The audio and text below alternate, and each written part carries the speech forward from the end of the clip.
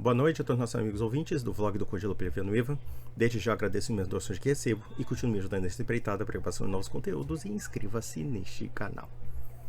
Eu recentemente me deparei com um vídeo do meu querido amigo diácono João Mariano a respeito de um react que ele fez de um protestante pseudo-apologeta afirmando que o Papa é o anticristo.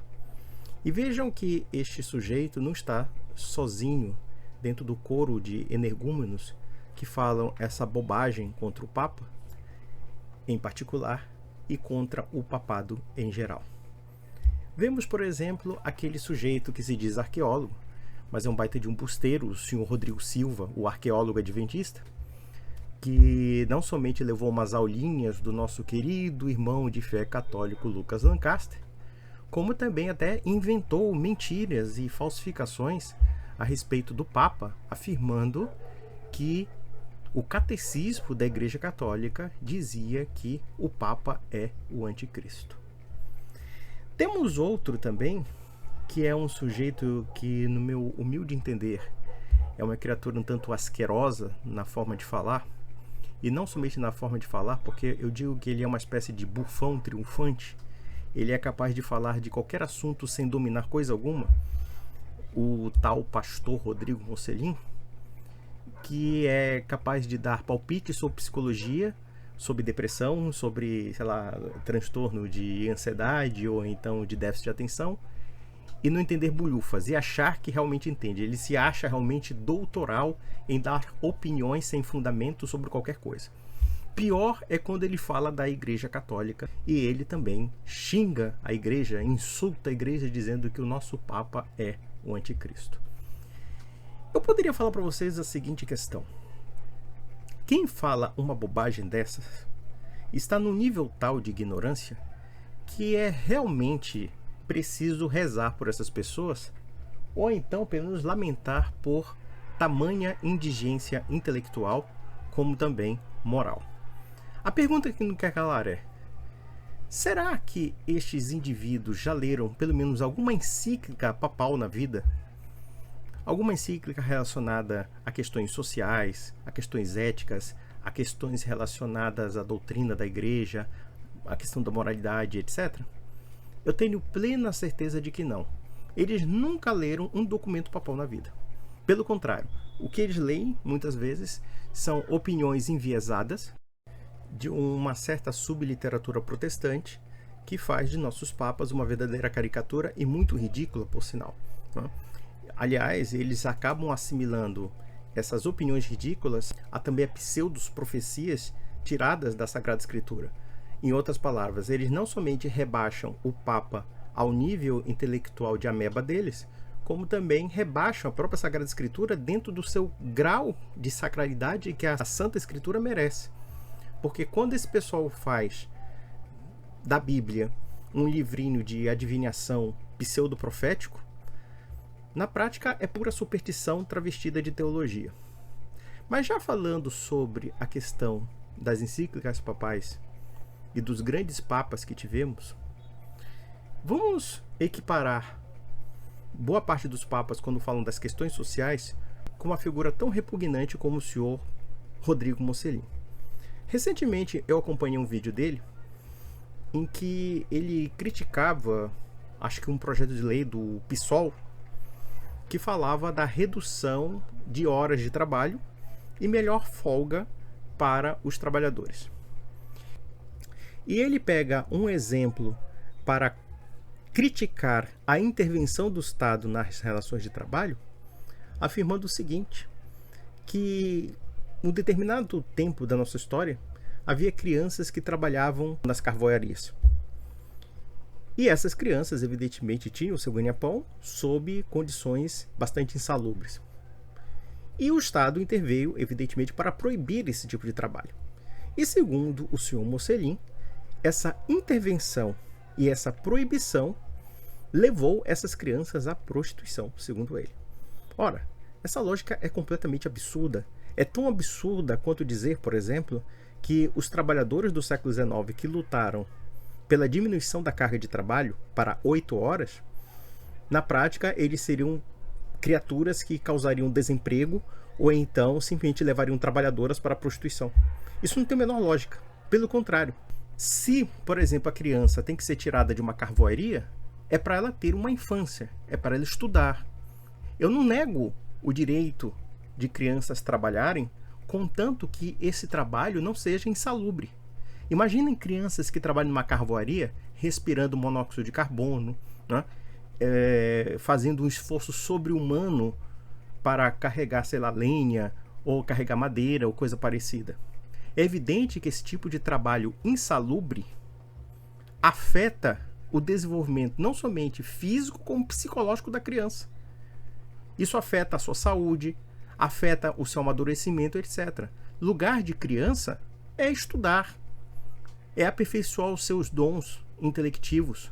Ou então, se a criança quer realmente um ofício, então é que ela tenha um trabalho especializado e um trabalho digno, não um trabalho de semi-escravo porque ele vai ganhar um salário. Então observamos aqui uma certa antiética do trabalho.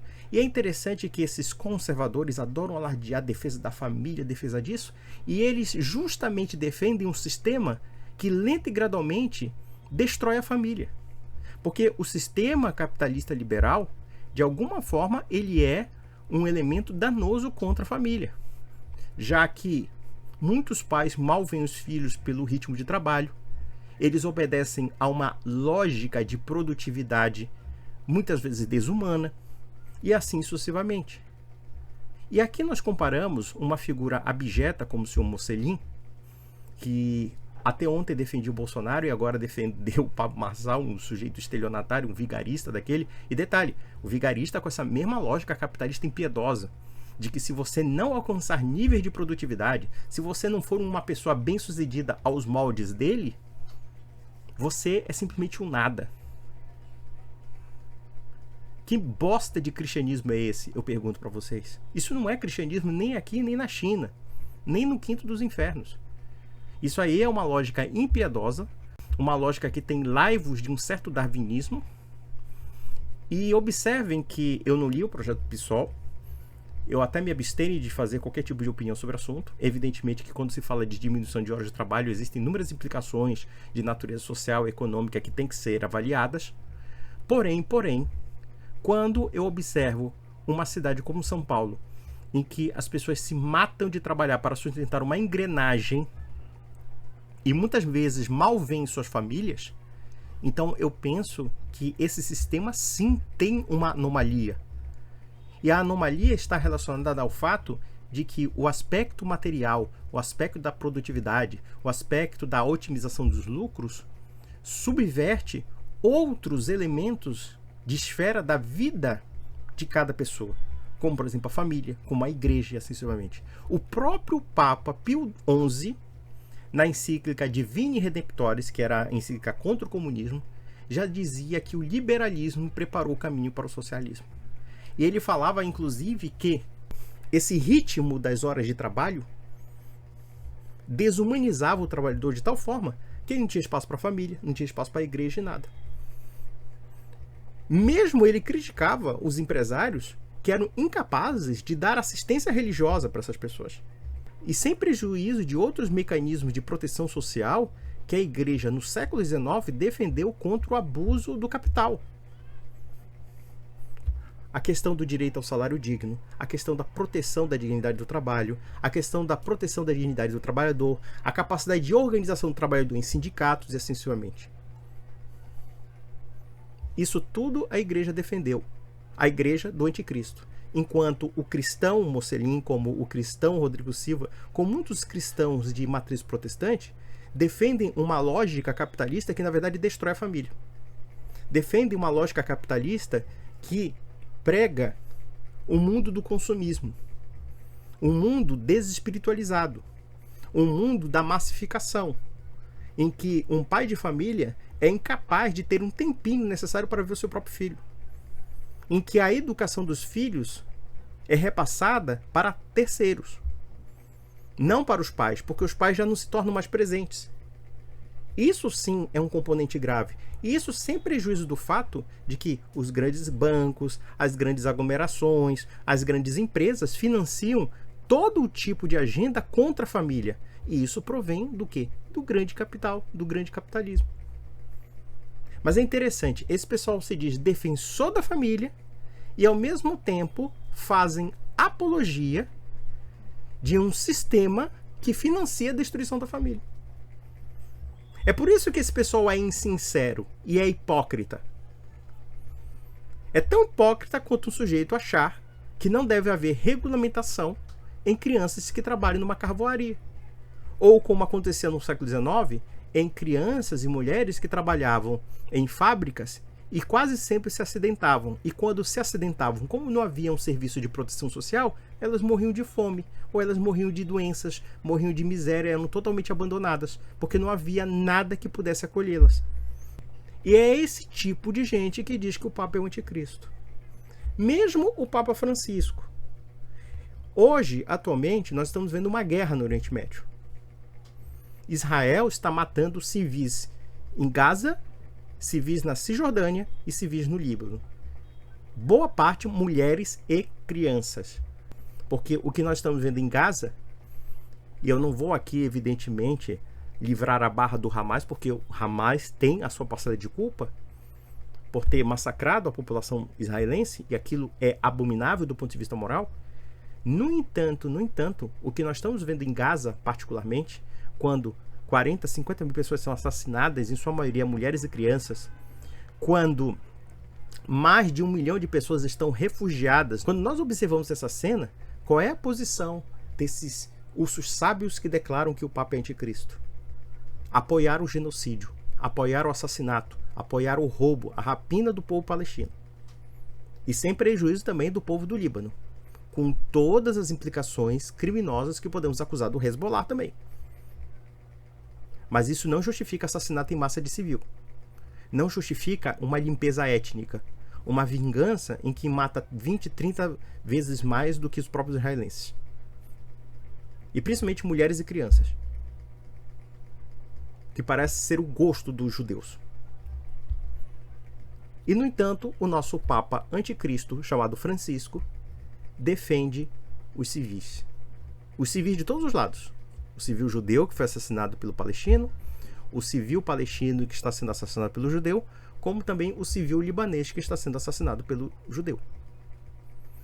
Esse é o nosso Papa anticristo. Também o nosso Papa anticristo, seguindo a doutrina social-católica, é o Papa que defende o refugiado, o estrangeiro, o desamparado. Com todas as críticas que podem fazer ao Papa Francisco, e não são poucas, eu mesmo sou crítico de muitas coisas do nosso Santo Padre, no entanto, há de reconhecer que existe uma certa dose de humanidade no posicionamento dele. Enquanto a Europa vê os refugiados do Oriente Médio, do Norte da África, com desprezo, com desdém, como se eles fossem invasores, o Papa Francisco os vê como irmãos, como pessoas desamparadas. Porque esse mesmo Ocidente que aponta o dedo na cara de um refugiado cristão oriental ou islâmico, financiou grupos terroristas no Oriente Médio. É a mesma Europa, como também os mesmos Estados Unidos, que desestabilizaram a situação política do Oriente Médio. Quem invadiu o Iraque através de uma mentira das armas de destruição em massa dos Estados Unidos, arruinaram o Iraque. Como também quem financiou muitos grupos terroristas na Síria foram os países ocidentais e destruíram a Síria. E foi por alcunha de Vladimir Putin que a Síria só não caiu num caos pior na mão do ISIS, do Daesh ou então do Al-Nusra, que é a vertente da Al-Qaeda síria. Na prática, ainda que tenhamos aversão a uma figura como Vladimir Putin, no entanto, por uma questão pragmática, ele soube manter a estabilidade da Síria e salvou a vida de centenas de milhares, se não milhões de cristãos sírios. Isso porque a guerra civil síria gerou também milhões de refugiados, pessoas que perderam suas casas, como em Gaza. 90% de Gaza foi destruída. Então vejam, por exemplo, esses caluniadores do Papa Anticristo e vejam a posição dos nossos papas. Leiam os documentos da igreja. Leiam o que a igreja pensa na figura das nossas autoridades. Existem documentos papais que, no meu entender, são verdadeiros primores de teologia de filosofia política e de sociologia. Talvez um dos documentos mais influentes da Igreja Católica seja o Rerum Novarum do Papa Leão XIII, que fala sobre as questões sociais relacionadas à Revolução Industrial. E o documento é primoroso do ponto de vista filosófico, é primoroso do ponto de vista teológico e primoroso do ponto de vista social e moral. Se um partido de direita pegasse toda essa documentação católica sobre os projetos sociais, meu amigo, nós venceríamos a esquerda em todos os pontos. Só que a direita brasileira, ela é antissocial. Ela, no fundo, parece não gostar muito de pobre.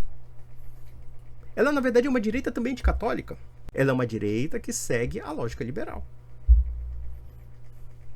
Eu poderia também ser mais ousado. O Immortality Dei também, outro documento de Leão XIII. O 40º ano de Pio XI. A própria Divina Redemptoris, que eu citei aqui, e muitos outros documentos. O Casti Connubii, que é uma defesa apaixonada do Papa Pio XI a respeito do casamento, do matrimônio. Aí você vê um mequetrefe qualquer, um ralezinho qualquer dizendo o Papa é o anticristo. Não, o Papa não é anticristo. Você que é um imbecil. Você que é um idiota. Faça o seguinte. Tire a venda do preconceito e vá ler os documentos papais. Não leia os documentos papais pela ótica enviesada e distorcida dos protestantes. Leia conforme aquilo que os papas queriam transmitir. Principalmente os documentos do século XIX e XX. São maravilhosos. Eu tenho até aqui, inclusive, vou mostrar para vocês um livro. É um livro muito antigo, é um livro dos anos 60, tá? É um livro dos anos 60. Que é o livro é Pio XII e os Problemas do Mundo Moderno. Isso aqui são vários textos, várias declarações do Papa a respeito de vários assuntos: televisão, família, relações sociais, economia, sobre medicina, sobre tudo, sobre imprensa, qual é a função da imprensa, qual é a missão verdadeira da imprensa, acessivamente. É uma verdadeira aula de cristandade. E eu tenho certeza que você que está me ouvindo agora, pegando esses documentos de uma forma isenta, de uma forma transparente, e se você for protestante e ainda acredita no mito do Papa Anticristo, eu digo para você, o dia que você tiver contato com esses textos de uma forma clara, de uma forma cristalina e honesta, você vai se sentir um idiota. E eu digo mais, você vai ficar com muita raiva desses influenciadores ditos apologetas protestantes, porque na prática eles não somente enganaram vocês, como também eles mesmos se enganaram. Eu digo que eles se enganaram porque eles também são ignorantes. Eles não querem conhecer. Ou vocês acham que o Rodrigo Moceri já leu a Rerum Novarum? Já leu o Immortality Dei? Já leu o 40º ano? Já leu o Casti Connubii? E muitos outros textos sociais da igreja? É claro que ele nunca leu. Tudo que ele fala é macaquice de propaganda anticatólica. É só isso que ele sabe fazer. Como também todo sujeito que chama o Papa de anticristo é ou um caluniador ou é um tremendo idiota. Tem que ser dito. E isso com toda sinceridade, não é ofendendo você, evangélico. Eu não quero ofender os protestantes porque eu tenho muitos amigos protestantes, respeitosos, educados, mas eu quero que você saia dessa mentira. Que você não seja enganado por picaretas. Por gente que acha normal criança de 8 anos carregar madeira numa carvoaria respirando monóxido de carbono. Ou então um pai de família que não tem direito de ver seu filho. Às vezes passa uma tarde de domingo dentre praticamente toda uma semana. Isso eu vi em São Paulo. E aqui no Pará também acontece a mesma coisa. Sim, nós temos que questionar esses ritmos de trabalho. Quando esses ritmos de trabalho degradam a família, degradam a igreja, degradam o lazer, degradam o ser humano como um todo, na sua integralidade. E nesse ponto, a igreja é crítica. É por isso que a igreja não é muito querida pelos liberais. Porque a igreja ela não é liberal. Ela não é nem liberal na economia, como também ela não é liberal na política, como também ela não é liberal em lugar algum. Essa que é a grande verdade. Mesmo que ela possa fazer concessões a esse mundo moderno, mas na prática, ela sempre tem esse ranço antiliberal e graças a Deus ela é antiliberal. ela não obedece essa cartilha dos liberais conservadores, que além de ser profundamente ideológica, é legitimadora da destruição do cristianismo, em algum ponto.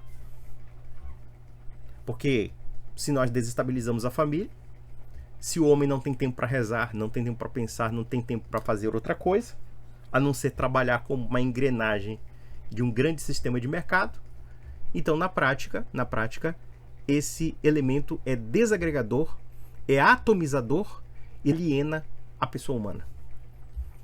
Então, meus amigos, um grande abraço.